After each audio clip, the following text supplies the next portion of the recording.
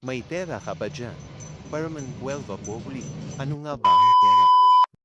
Miss, kuha lang po ng pera international. International po. Salamat. Gaano ito kahalaga sa buhay ng isang tao o ng kasukatan nga ba ito ng kadalitan ng tagumpay ng isang tao? O isa lamang itong palamunin ng buhay na walang kinalaman sa iyong pagkatao at sa pagtubo ng putik sa mundo ng pera. Pera, isang salitang palagi mong maririnig sa pang-araw-araw na buhay. Mayaman, mahirap, lalaki, babae, bata, matanda, may kinag-aralan o wala, iyong maririnig sa kanila ang salitang ito, pera.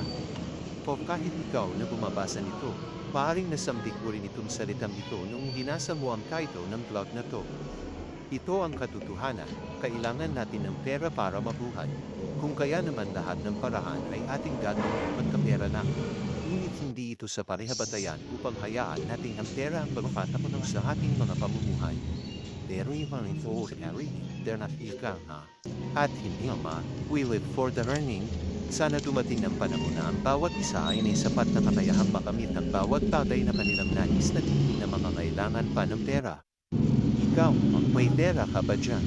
Money is just a mundane thing, and not a thing that makes irresistible permanent wealth of uli. God bless po. Ako. Ako.